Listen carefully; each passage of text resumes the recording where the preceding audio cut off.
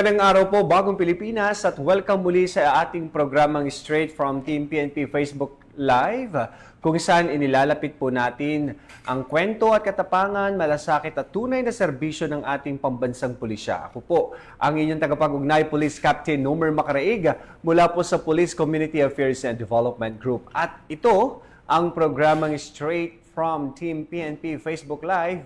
Dito po yan sa Police News Network. Sa ngalan po ng pamunuan ng ating pambansang pulisya sa pangunguna ng ating Chief PNP, Police General Nicolas Torre III, at sa liderato ng ating Pangulong Ferdinand Bongbong Marcos Jr., sa Direktor ng Police Community Relations, Police Major General Roderick Augustus Alba, at sa Direktor ng Police Community Affairs and Development Group, Police Brigadier General Marvin Josaro. Muli po, magandang araw sa inyong lahat. At welcome po sa pang-apat na episode kung saan kinikilala natin ang 20 piling miyembro ng PNP na pinarangalan sa 6th Ignacio Jimenez Outstanding Police Service Awards 2025. At kung maalala po ninyo, nito lamang nakaraang linggo ay ating pong nakapanayam ang ilan sa mga pulis na tumanggap ng naturang award. At ngayon naman,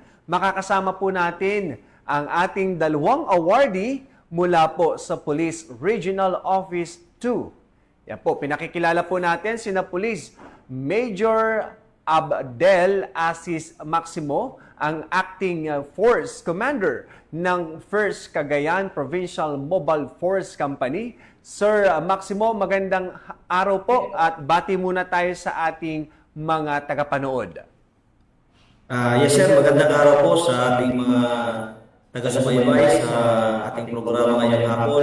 Unang-una po, binabati ko ang aming Regional Director na si Police Brigadier General Antonio P. Maralan Jr., ang aming Provincial Director na si Police Colonel Mardito G. Awalwan, at lahat po ng personnel ng 1st Cagayan PMFC. Magandang araw po sa ating lahat. Magandang araw po. Maraming salamat sir sa pagpapaunlak ng ating panayam dito po sa ating programa. At ang isa pa rin po natin makakasama ngayon ay si Police Captain Ian Michael Acasili, ang Operations Officer ng 1st Cagayan Provincial Mobile Force Company. Sir Ian, magandang araw po. Bati muna tayo sa ating mga manunood. Yes sir, magandang tanghali po sa lahat ng mga manonood. Ang unang-una po sana sa leader po ng Kapulisan ng Pilipinas, Police General Nicolas Torre III, sa malasakit po at masipag na ama ng Regional Office 2, Police Brigadier General Antonio Maralan Jr., sa Cagayan Valley Caps po na pinamumuyan po ng aming Provincial Director, Police Colonel Mardito Awalwan sir, sa ating pong butihing MPC Director Romeo Magsaros po, ang learning manager po namin, Ma'am Jasmine Marie Mendoza, sa aking fourth commander po, nakasama ko ngayon sa interview na ito, saka sa mga nanonood sa first Cagayan Provincial Mobile Force Company, ang pinakamatikas na unit na mobile force sa buong Pilipinas, ang JCI Manila, ang Ignacio Jimenez Foundation, at sa lahat po na sumusubaybay ng Police News Network. Magandang tanghali po sa ating lahat. Ayan, marami pong salamat, Sir Acasili. Ayan, at sisimulan po natin ang ating panayam po para maibahagi ang inyo pong mga accomplishments, mga programa na rin at the same time para po maipabatid natin sa ating mga viewers. Sir, bago po tayo magsimula, kamusta po kayo dyan sa Region 2? Maulan po ba dyan? Ano po ba ang update sa panahon po dyan, Sir, muna? Sir Maximo po.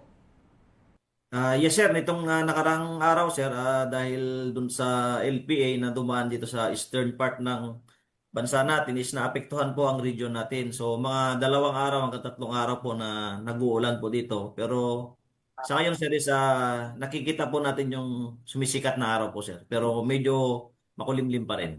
Okay po, ingat po tayo dyan sir, at sa lahat po ng ating mga kababayan dyan sa Region 2 sa Cagayan, ingat po tayo. Sir, una po sa lahat, congratulations sa inyo pong dalawa dahil kayo po ay dalawa mula sa 20 pulis na natatanging pulis na kinilala at pinarangalan ng Ignacio Jimenez Awards nitong nakaraang pong linggo. So congratulations po sir sa inyong dalawa. Sir, para po sa kabatiran ng ating mga viewers at makapagbigay na rin po tayo ng inspirasyon sa ating mga kapwa-pulis, sir, maaari niyo po bang ibahagi ang inyong naging journey, ang inyong naging contributions at inyong mga naging accomplishments, kung bakit po kayo nakasama at napili ng JCI Awards 2025? Unahin ko po si Sir Maximo po. Yes, sir. Nung nakarating po sa atin, sir, yung memo galing ng Camp Crame, nagbakasakali po kami na i-showcase yung mga projects and activities po namin dito sa First Cagayan PMFC na kung saan nagbigay din ng malaking impact sa ating komunidad, lalong-lalo na sa mga GDAS areas po natin. So, itong project po natin, yung pinakaulo po nito is yung Project Assist, yung Awareness and Strengthen Support in GDAS in Fight Against Terrorism. So, unang-una po dito, sir, na showcase natin is yung Project School Care natin na kung saan inaabot po natin yung mga GDAS areas, yung mga malalayong eskwelahan at nag-donate po tayo, sir, ng mga libro na kailangan nila sa library nila at kailangan ng mga mag-aaral. So, sa kabuuan, sir, sa nagawa po namin na distribution of books is meron na po tayong na-distribute na 5,450 books in our area of responsibility na kung saan nasa mahigit 12 po na eskwelahan yung napuntahan po natin at nabigyan. Pangalawa po dito, sir, is yung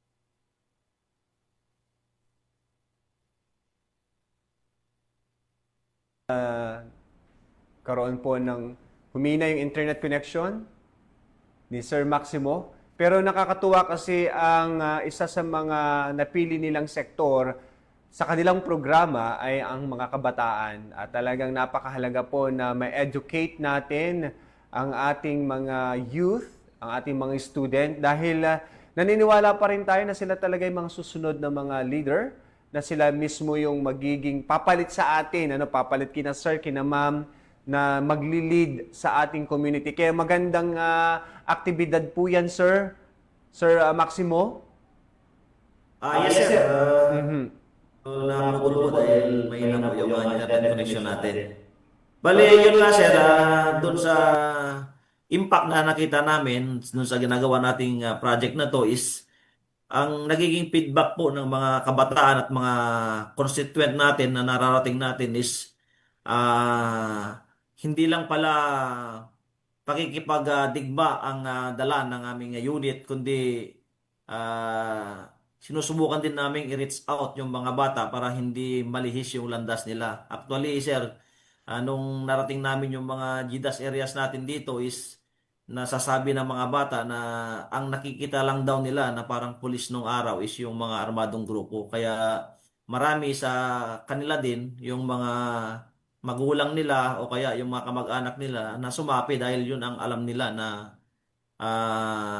mga pulis o sundalo ng ating bayan. Kaya nung napuntahan natin yung lugar na yon, na palitan po yung paniniwala nila na ganun. Kaya malaking bagay po, sir, yung nararating natin sila kahit sa pinakadulong bahagi po ng ating nasasakupan. Yun. Sir, matanong ko lang po, bakit sa mga GDAS, dito sa mga geographically and isolated areas ang ating target na advocacy project?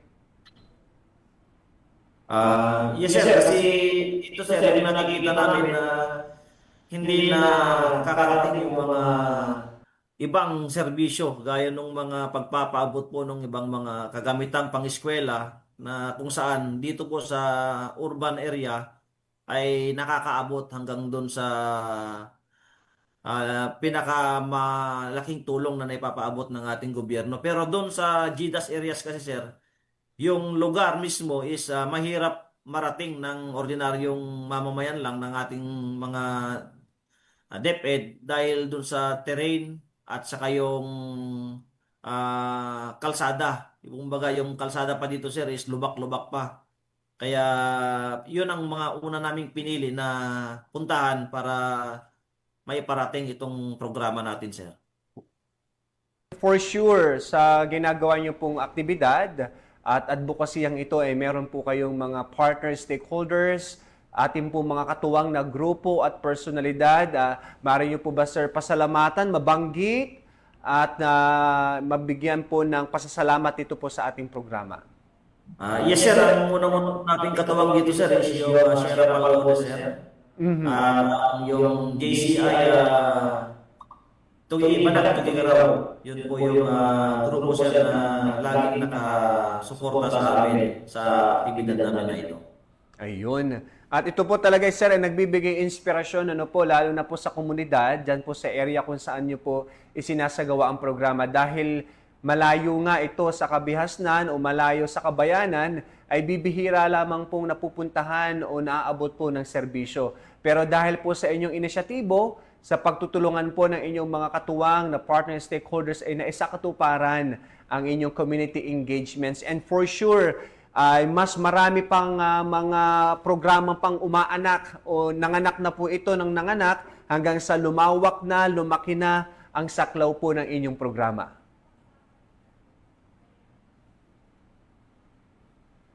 And syempre, ganun din po ay ang ating kasamahang isa pang pulis na si Police Captain Ian Akasile, ang Operations Officer ng First Cagayan Mobile Force Company. Sir Ian, gaya nga po ng naitanong ko kanina kay Sir Maximo, maaari mo bang ibahagi ang ilan sa mga advokasya mo, mga proyekto at programa na ibinabahagi sa ating mga mamamayan na kung saan ito ay naging susi para ikaw ay kilalanin ng JCI at ng Ignacio Jimenez Awards? Yes, Sir Nomer. Ang proyekto ko naman ay yung pinangalan ng Paskuhan sa Karitan ng Kuya Ian. Ayun ay taon-taon kong ginagawa kung saan ng bata at pamilya ang nangangarap ng konting saya, regalo. Kaya ang ginagawa ko ay pinaparamdam ko lang yung malasakit ko, maging inspirasyon sa likod ng taon-taon na tradisyon na ito para lang magpagbigay ng saya sa Karitan. Ang inisyatibong ito ay aking ginagawa sa pamamagitan ng pagbigay ng munting regalo, laruan, tsokolate, pera, doon sa mga bata sa palitan. Para lang maramdaman nila na ang diwa ng Pasko ay hindi lamang pagbibigay saya, kundi maging inspirasyon at pag-asa sa kanila. Ayan. So ito pong Paskuhan sa Karitan, ano po itong Karitan? Lugar po ba ito o barangay po o isa pong organisasyon para po sa kabatiran ng ating mga manunood?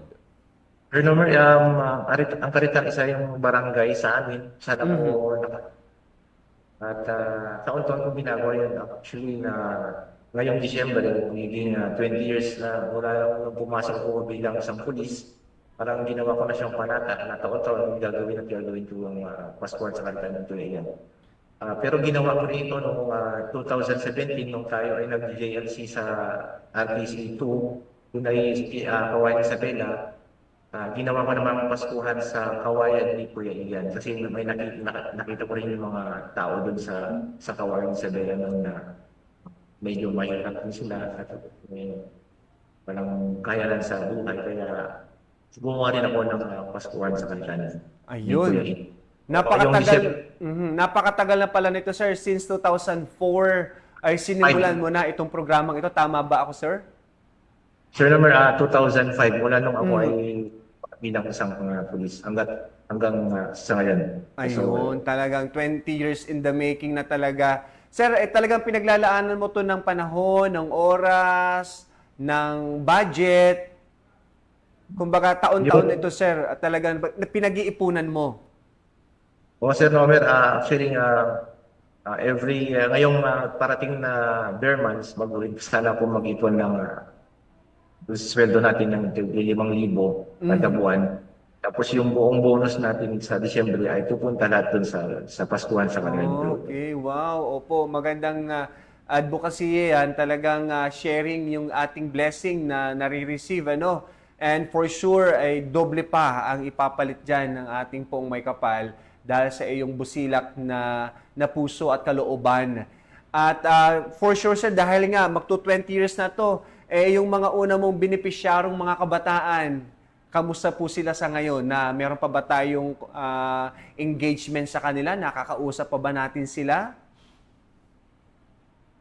Sir Nomer, yung mga bata noon, nanagap na nila yung Paskuhan sa kanta ko yan. Actually, may mga malalaki na, may mga anak na. Parang naipasa na nila sa anak nila yung tradisyon na yun na every December, meron talagang mangyayaring Paskuhan sa kanta nito yan doon sa aming barangay.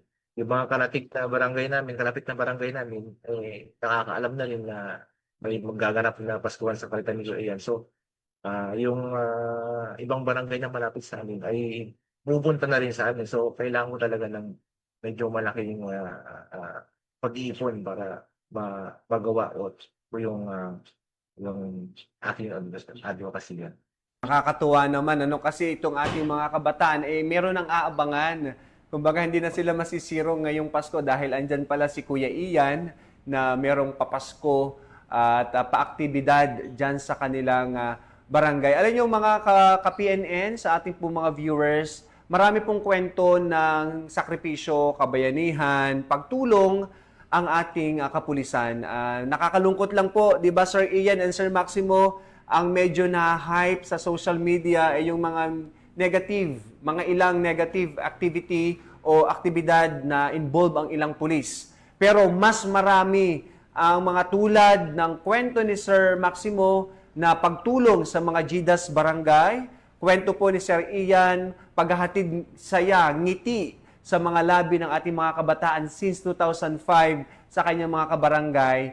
Talagang itong mga kwentong ito ay kapupulutan ng inspirasyon. Meron palang ganito sa madaling salita na dapat malaman ng ating taong bayan at yung mismong mga recipients ng ating mga programa, sila na mismo ang nagsasabi nito, ang nagsishare sa kanilang mga kasamahan at mga kakilala na merong programa o proyekto ang PNP tulad nung ginagawa ni na Sir Maximo at ni Sir Akasili na inspirasyon para sa lahat.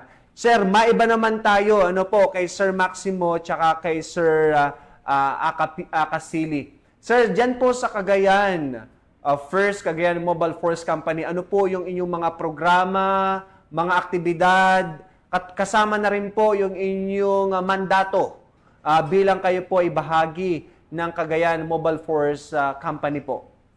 Sir Maximo po.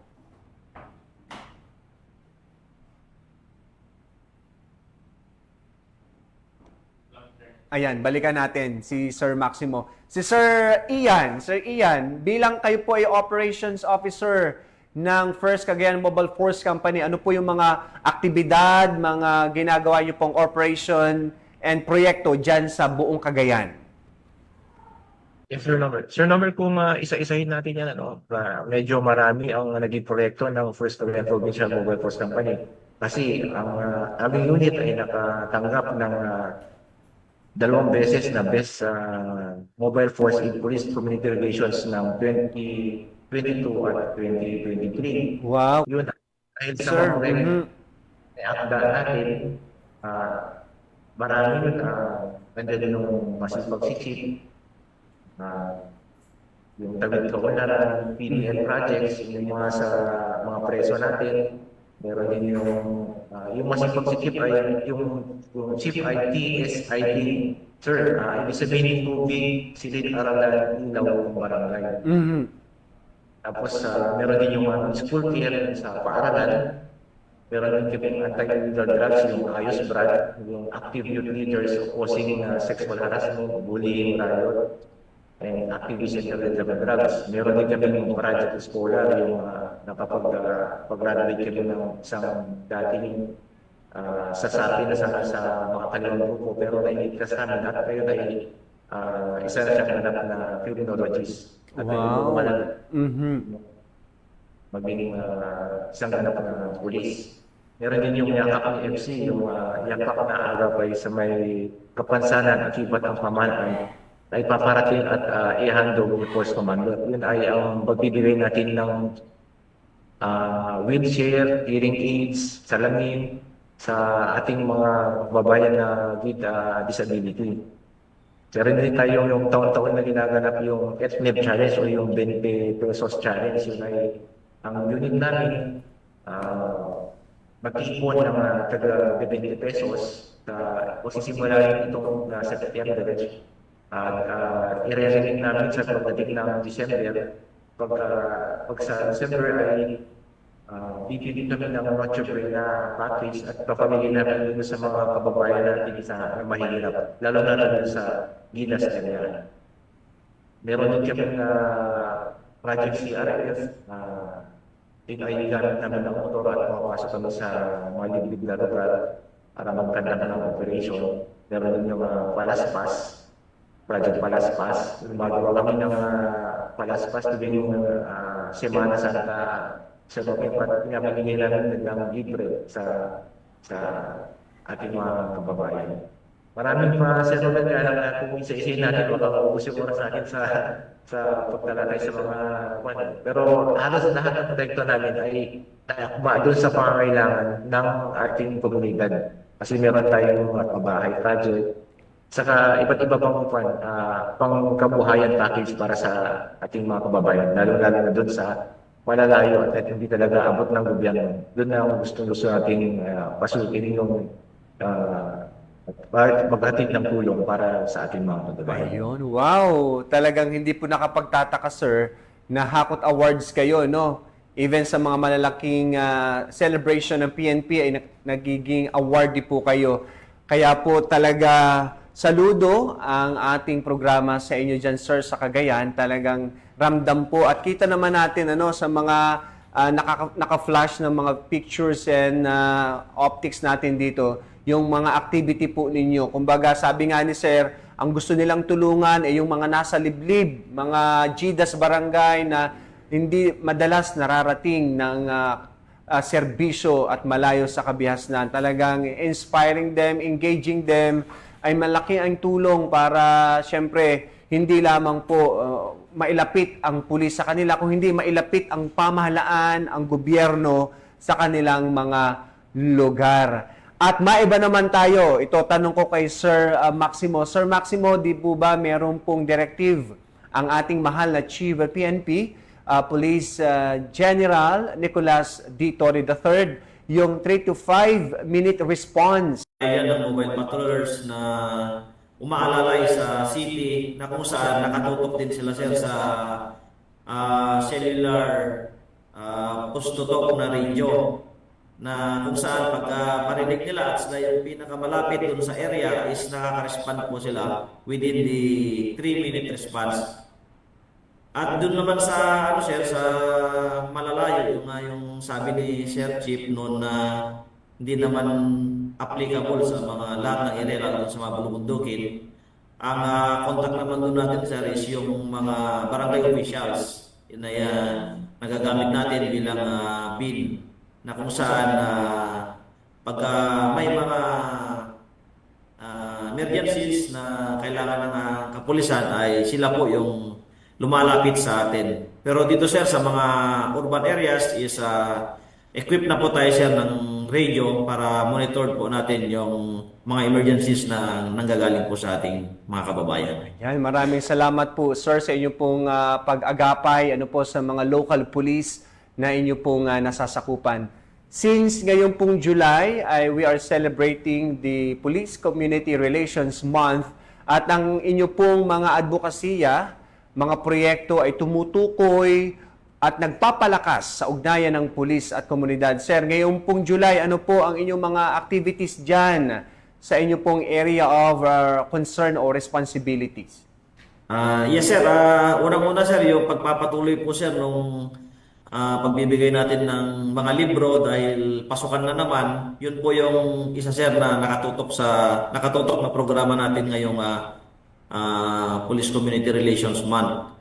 At pangalawa sir, yung pinapaigting po natin yung RPSB na kung saan itong July ata is magde-deploy na naman tayo sa mga GIDAS areas At ito sir yung isang naging magandang naging gain natin dahil yung napuntahan natin nung nakaraang deployment ng RPSP team natin is halos lahat ng feedback ng mga mamamayan doon ay ayaw na nilang policy yung mga pulis na na-deploy doon dahil sa magandang pinakita at naipaabot natin yung mga pangangailangan nila na hindi na ipapaabot ng ating gobyerno dahil hindi nila alam, hindi nila na-assess. Kumbaga, naging tulay po yung mga personnel natin doon para makarating sa kanila. Ang pinaka-notable sir is yung water system nila na ngayon sinisimulan na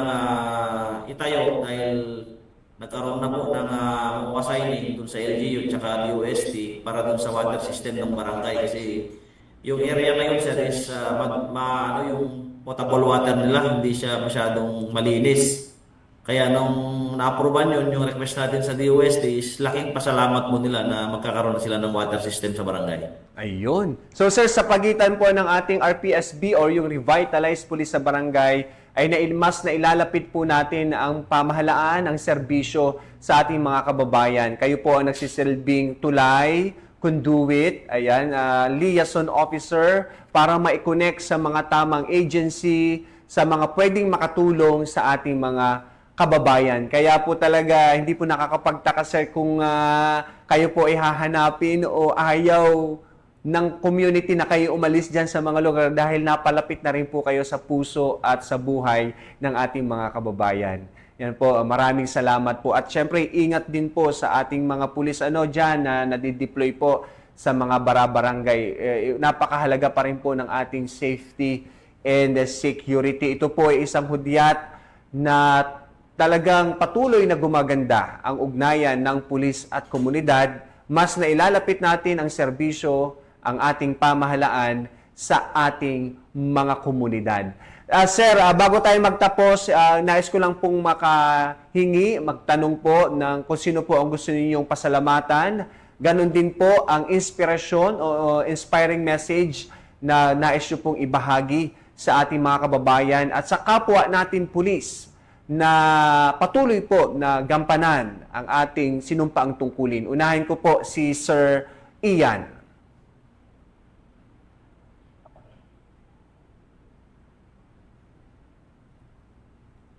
Sir Ian? Sir, yes sir, gusto ko lang po salamatan yung ating pong mga stakeholders, patuloy na sumusuporta sa ating mga project.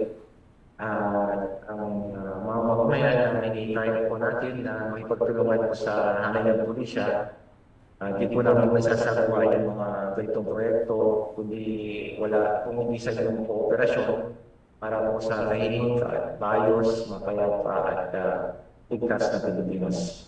At gusto ko rin pasalamatan yung ating Force Commander na laging andyan para suporta ng aking mga proyekto, sa kanilang mga dating Force Commander, mga colonel sila Sir Adorio, Sir David Dayaw, Sir Matari at Sir Pasaway, classmates ko sa Mandaragi, 17, makasmates natin dito sa OAC, pinabukod 2024-26, sa aking magulang, kapatid at mahal sa buhay.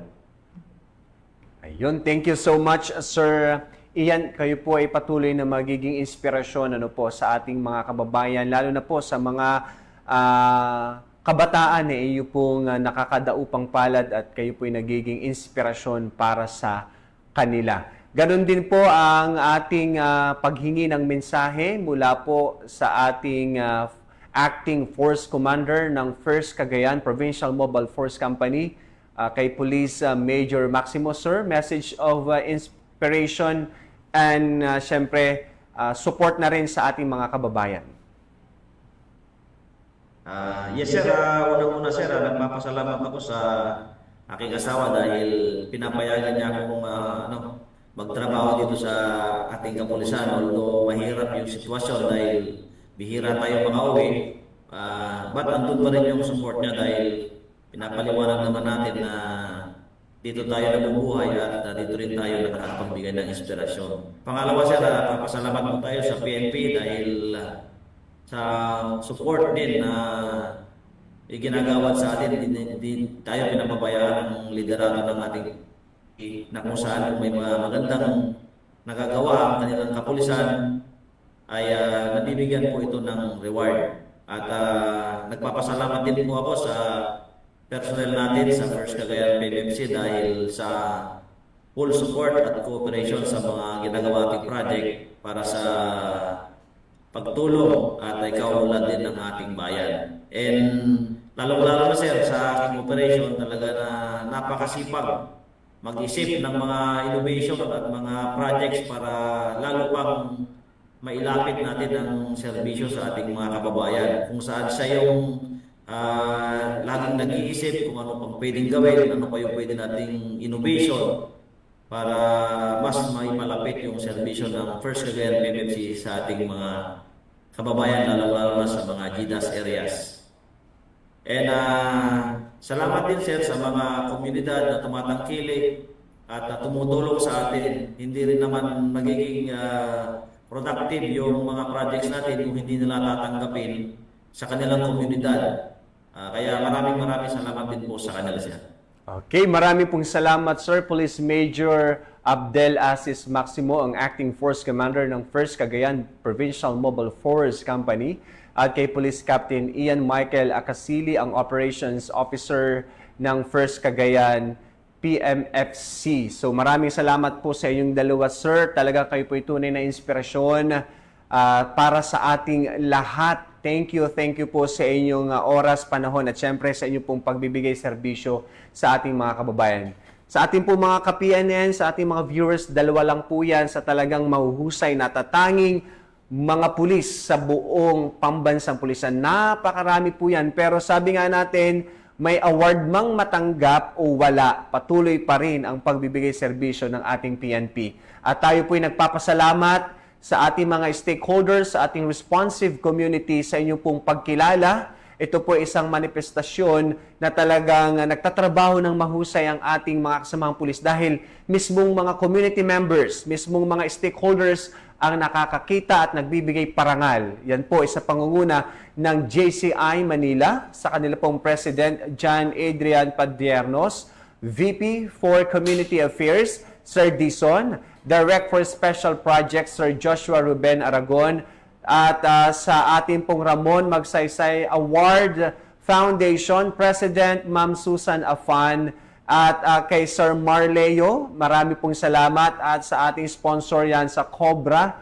marami pong salamat sa inyong lahat. At ito pong award na na-receive ng ating mga kasamang pulis ay magsisilbing inspirasyon at motivation para mas pagbutihin pa ang pagbibigay serbisyo sa ating mga kababayan. Marami pong salamat sa lahat po ng nanood, tumutok at sumubaybay ng ating episode ngayong hapong ito dito po sa Straight from Team PNP Facebook Live. Muli po maraming salamat kay Sir Maximo and kay Sir Acasili. Thank you po sa inyo pong oras, panahon at sa inyo pong dedication at passion sa pagbibigay ng serbisyo. At sa ating mga ka-PNN, bilang bahagi po ng mas pinabilis at mas pinalakas na emergency response system ng pambansang pulisya. Yan po. Muli po naming ipinapaalala ang panawagan ni Chief PNP na huwag nyo na pong hanapin ang mga pulis sa mga presinto sapagkat kami po'y nasa inyo ng mga telepono. Dial 911. Darating kami sa loob ng 5 minuto. At ito po ay free. Yan, ang 911 po ay bukas or open 24/7. Kahit wala po kayong load, yan po, pwede nyo pong i-dial ang 911 at handang tumugon sa anumang uri ng emergency. Ayan. Kaya po, sa panahon po ng pangangailangan, 911 ang inyong katuwang. Mula po dito sa tagapag-ugnay ng Pambansang Pulisya, ako po si Police Captain Nomer Macaraig, at magkita-kita po tayong muli sa iba na namang episode, kwentuhan, talakayan, at mga napapanong impormasyon. At hindi pa po tayo tapos ang pag-interview sa ating mga Ignacio Jimenez awardees dahil sa mga susunod na araw, ilang set naman po ng officers ang ating makakausap. Ito pa rin po ang inyong programang Straight from Team PNP Facebook Live dito po sa Police News Network.